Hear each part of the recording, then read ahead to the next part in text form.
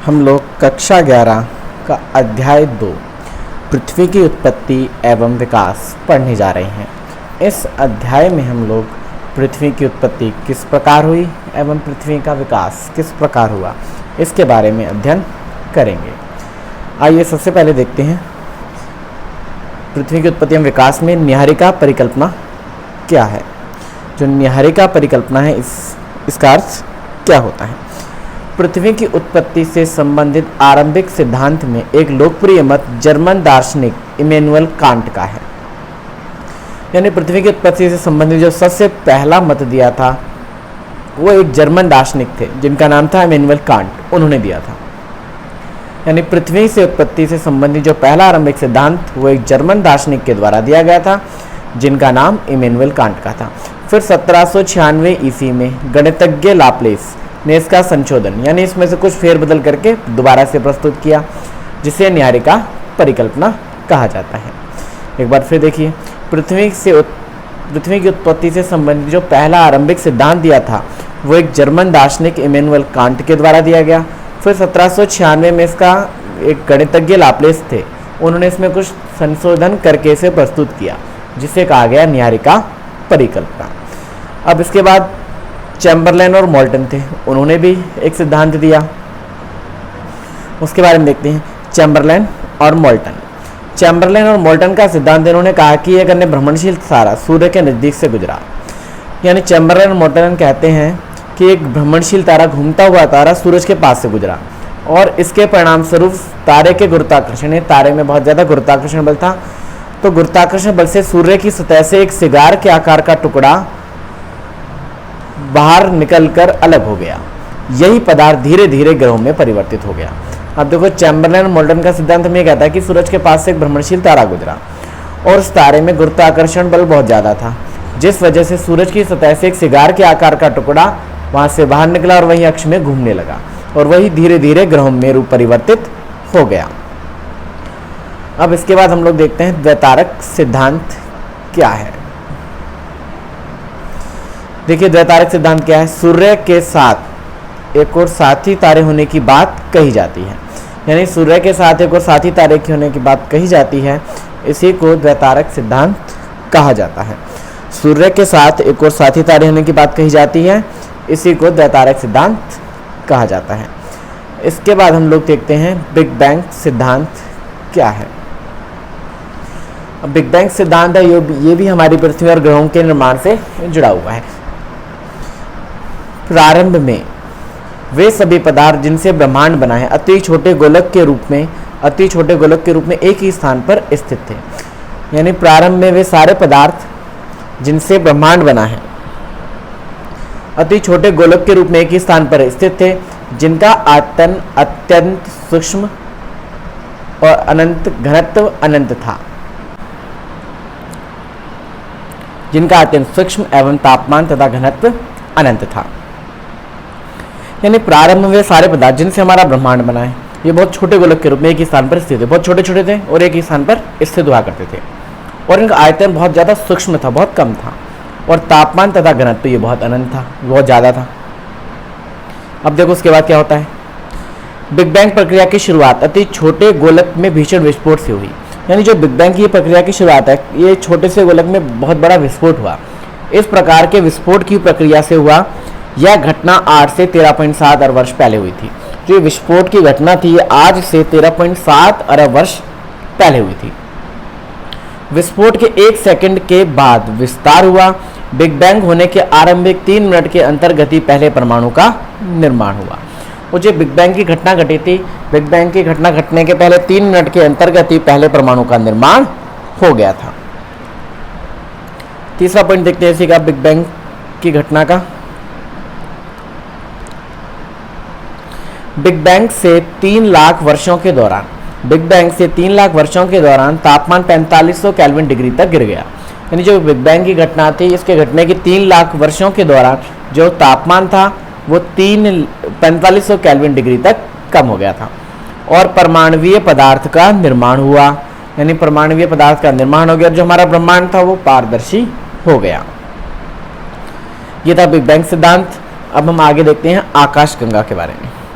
आकाशगंगा, असंख्य तारों के समूह को आकाशगंगा कहा जाता है। जो अंतरिक्ष में बहुत सारे तारे होते हैं, इनके जो समूह हैं उसी को कहा गया है आकाशगंगा, यानी असंख्य तारों के समूह को आकाशगंगा कहा जाता है। उसके बाद हम लोग देखते हैं न्याहरिका। न्याहरिका क्या होती है? एक आकाशगंगा के निर्माण की शुरुआत हाइड्रोजन गैस से बने विशाल बादल के संचयन से होती है, जिसे न्याहरिका कहते हैं। यानी एक आकाशगंगा के निर्माण की शुरुआत, यानी एक आकाशगंगा बनती है, इसमें हाइड्रोजन गैस से बने विशाल बादल होते हैं, और जब विशाल बादल एक जगह इकट्ठा हो जाते हैं तो उसी को न्याहरिका कहा जाता है। एक आकाशगंगा के निर्माण की शुरुआत हाइड्रोजन से बने विशाल बादल से होती है, और ये विशाल बादल जब इकट्ठा हो जाते हैं एक स्थान पर तो उसी को कहा जाता है न्याहरिका।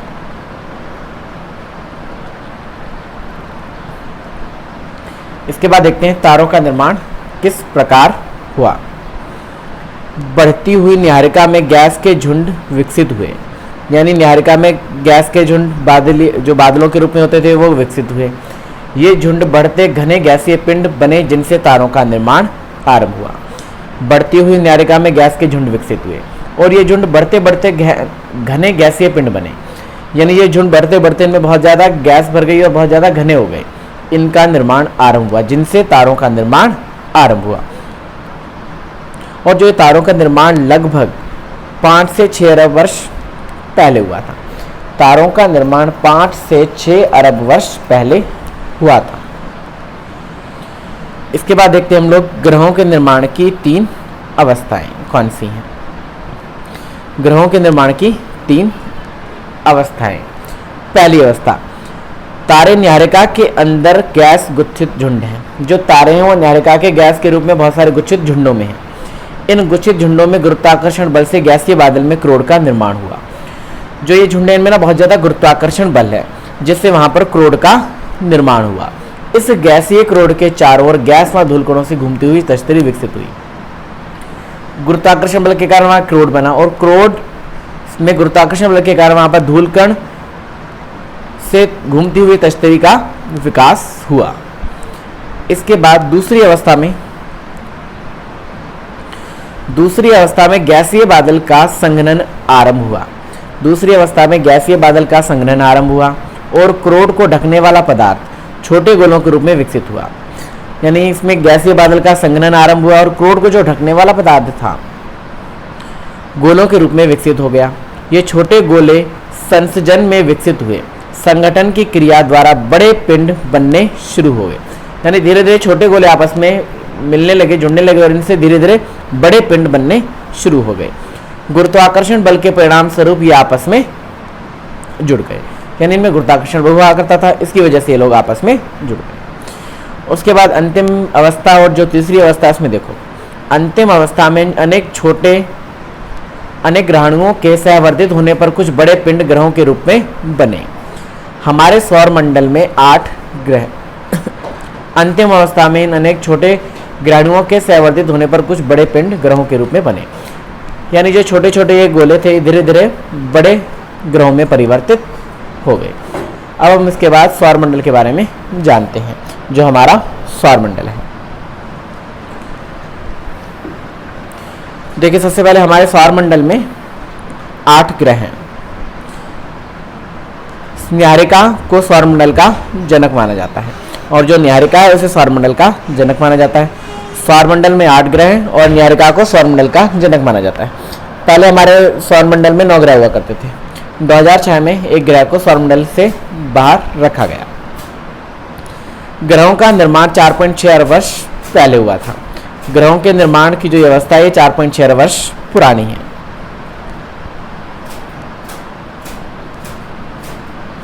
इसके बाद भीतरी ग्रह। जो ग्रह सूर्य के समीप पाए जाते हैं उन्हें भीतरी ग्रह कहा जाता है। जो ग्रह सूरज के पास पाए जाते हैं उन्हें भीतरी ग्रह कहा जाता है, जैसे बुध, शुक्र, पृथ्वी और मंगल।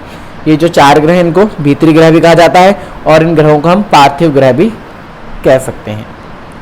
पार्थिव ग्रह, और ये ग्रह चट्टानी भी होते हैं।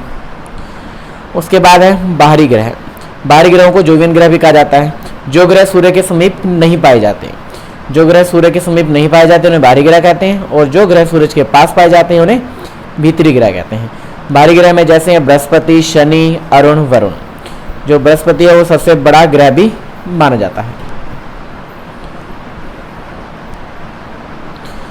सबसे बड़ा ग्रह बृहस्पति। उसके बाद प्लूटो को भी एक ग्रह माना जाता था, परंतु 2006 में इसने सौर मंडल से बाहर कर दिया गया। प्लूटो को भी पहले 2006 तक हमारे सौर मंडल में ग्रह माना जाता था, तब हमारे सौर मंडल में 9 ग्रह हुआ करते थे, लेकिन प्लूटो को हमारे सौर मंडल से बाहर कर दिया गया। 2006 में से ग्रह नहीं माना गया, तब से हमारे सौर मंडल में सिर्फ 8 ग्रह रह गए हैं। उसके बाद है आकाशगंगा की दूरी को किसमें मापा जाता है। जो आकाशगंगाएं होती हैं उनके बीच की दूरी को हम लोग किसमें मापते हैं? प्रकाश वर्ष में, और इंग्लिश में लाइट ईयर्स। प्रकाश वर्ष, लाइट ईयर्स। अब हम देखते हैं पार्थिव और जोवियन ग्रहों में अंतर। पार्थिव ग्रह और जोवियन ग्रहों में अंतर। पहले हम लोग पार्थिव ग्रहों के बारे में देखते हैं। पार्थिव ग्रह जनक तारे के समीप बने होते हैं। जो पार्थिव ग्रह है ये सूरज के पास पाए जाते हैं। यहाँ अत्यधिक तापमान के कारण गैस संघनित नहीं हो पाती। जो पार्थिव ग्रह ये सूरज के पास पाए जाते हैं, और यहाँ इतना ज़्यादा तापमान होता है क्योंकि सूरज के पास होते हैं इसलिए तापमान अधिक होता है, इसलिए गैसें संघनित नहीं हो पाती हैं। उसके बाद है सौर वायु सूर्य के नज़दीक ज़्यादा शक्तिशाली थी तथा पार्थिव ग्रहों से ज़्यादा मात्रा में धूलकण उड़ा ले गई। जो सौर वायु थी वो जो पार्थिव ग्रह थे, पार्थिव ग्रह सूरज के पास थे, इसलिए सौर वायु इन ग्रहों पर ज़्यादा शक्तिशाली थी, ज़्यादा प्रभावशाली थी, इसलिए ये ग्रहों से भारी मात्रा में धूलकण उड़ाकर ले गई। अगला पॉइंट है पार्थिव ग्रहों के छोटे होने के कारण इनकी गुरुत्वाकर्षण शक्ति कम होती है। जो पार्थिव ग्रह ये आकार में छोटे होते हैं इसलिए इनकी गुरुत्वाकर्षण शक्ति भी कम होती है। जो पार्थिव ग्रह होते हैं जनक तारे के पास होते हैं अर्थात हमारे सूर्य के पास होते हैं। यहाँ का तापमान बहुत ज़्यादा अधिक होता है जिससे गैस संगठित नहीं हो पाती हैं, और सौर वायु इतनी ज़्यादा शक्तिशाली थी कि पार्थिव ग्रहों से ज़्यादा मात्रा में धूलकण उड़ा ले गई। पार्थिव ग्रहों के छोटे होने के कारण उनकी गुरुत्वाकर्षण शक्ति भी कम होती है। उसके बाद हम आगे देखते हैं जोवियन ग्रह। पार्थिव ग्रहों के बाद जोवियन ग्रह। जोवियन ग्रह जनक तारे के समीप जो जोवियन ग्रह जनक तारे के समीप नहीं पाए जाते तथा हमारे सूर्य के पास नहीं पाए जाते हैं। और जो पार्थिव ग्रह वो सूर्य के पास पाए जाते हैं, लेकिन जोवियन ग्रह सूरज के पास नहीं पाए जाते। सौर पवन जोवियन ग्रह पर ज़्यादा शक्तिशाली न होने के कारण गैसों को नहीं हटा पाई। पार्थिव ग्रह पर जो सौर पवन थी ज़्यादा शक्तिशाली थी क्योंकि वो ग्रह सूर्य के पास थे। जोवियन ग्रह जो सूरज से दूर होते हैं, इसलिए जो सौर पवन है इन ग्रहों पर ज़्यादा शक्तिशाली न होने के कारण गैसों को यहाँ से नहीं हटा पाई। तीसरा है जोवियन ग्रहों की रचना जनक तारे से दूर हुई है। जो जोवियन ग्रह जनक मतलब सूर्य से बहुत दूर पाए जाते हैं पार्थिव ग्रहों के मुकाबले। जोवियन ग्रह में गुरुत्वाकर्षण शक्ति अधिक पाई जाती है। जो जोवियन ग्रह यहाँ पर गुरुत्वाकर्षण शक्ति अधिक पाई जाती है, और हमने पार्थिव ग्रहों में पढ़ा है कि वहाँ पर गुरुत्वाकर्षण बल कम पाया जाता है, लेकिन जोवियन ग्रहों में अधिक पाया जाता है। इसके बाद देखते हैं पृथ्वी का उपग्रह। पृथ्वी का एकमात्र उपग्रह और वो है चंद्रमा। पृथ्वी का एकमात्र उपग्रह और वो है चंद्रमा। इसके बाद हम आगे देखते हैं चंद्रमा की उत्पत्ति कैसे हुई। जो पृथ्वी का एकमात्र उपग्रह है इस चंद्रमा, इसकी उत्पत्ति कैसे हुई है। पृथ्वी के उपग्रह के रूप में चंद्रमा की उत्पत्ति एक बड़े टकराव का नतीजा है। यानी पृथ्वी के उपग्रह जो है चंद्रमा, इसकी उत्पत्ति एक बड़े टकराव का नतीजा है। द बिग स्लैप्ट भी कहा जाता है। जो ये बड़ा टकराव हुआ था इसको एक नाम भी दिया गया, इसे कहा जाता है द बिग स्लैप्ट। पृथ्वी के बनने के कुछ समय बाद ही, यानी पृथ्वी के बनने के कुछ समय बाद ही जो हमारा मंगल ग्रह है, मंगल ग्रह से 3 गुना बड़ा ग्रह आकर पृथ्वी से टकराया। मंगल ग्रह से 3 गुना बड़ा ग्रह आकर पृथ्वी से टकराया। इस टकराव से पृथ्वी का एक हिस्सा टूटकर अंतरिक्ष में घूमने लगा। यानी इस टकराव से पृथ्वी का एक हिस्सा टूटकर अंतरिक्ष में पृथ्वी के चारों ओर घूमने लगा। यही पदार्थ जो अपने कक्ष में घूमने लगा था आज का चंद्रमा बना। यानी जो पदार्थ अपने अक्ष पर पृथ्वी के चारों ओर घूम रहा था, इसी को आज हम चंद्रमा के नाम से जानते हैं। यानी पृथ्वी के बनने के कुछ समय बाद पृथ्वी से यानी मंगल ग्रह से 3 गुना बड़ा ग्रह आकर पृथ्वी से टकराया, और इस टकराव की वजह से पृथ्वी का एक हिस्सा टूटकर पृथ्वी के चारों तरफ घूमने लगा। इसी को आज का हम लोग चंद्रमा कहते हैं। और जो यह घटना थी ये 4.44 अरब वर्ष पहले घटी थी। यह घटना आज से 4.44 अरब वर्ष पहले हुई थी। उसके बाद हम लोग देखते हैं विभेदन क्या है? हल्के व भारी घनत्व वाले पदार्थों के अलग होने की प्रक्रिया को विभेदन कहा जाता है। यानी हल्के और भारी पदार्थ को अलग करने की प्रक्रिया को विभेदन कहा जाता है। हल्के और भारी पदार्थ की प्रक्रिया को अलग करने को विभेदन कहा जाता है। उसके बाद हम आगे देखते हैं, पृथ्वी की परतदार संरचना कैसे विकसित हुई? यानी जो हमारी पृथ्वी है, इसकी जो संरचना है वो परतदार कैसे विकसित हुई? पृथ्वी की संरचना परतदार है। जो हमारी पृथ्वी की संरचना है वो परतदार है। यह वायुमंडल के बाहरी छोर से पृथ्वी के क्रोध तक जो पदार्थ है वे एक समान नहीं है। जो हमारा वायुमंडल है, वायुमंडल से हम पृथ्वी के बिल्कुल क्रोध तक जाएं तो जो बीच में जो परतें पाई जाती हैं वो एक समान नहीं है, वो अलग अलग पाई जाती हैं। यानी वायुमंडल से लेकर पृथ्वी के क्रोध तक जो परतें पाई जाती हैं वो एक समान नहीं है। उसके बाद हम देखते हैं वायुमंडलीय पदार्थ का घनत्व सबसे कम है। यानी जो वायुमंडलीय पदार्थ हैं उनका घनत्व जो है वो सबसे कम पाया जाता है।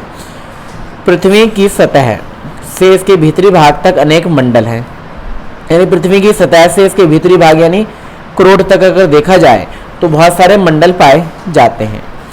हर एक भाग के पदार्थ की अलग अलग विशेषताएं हैं और जिनके भाग पाए जाते हैं हर भाग की कुछ अलग अलग विशेषताएं पाई जाती हैं।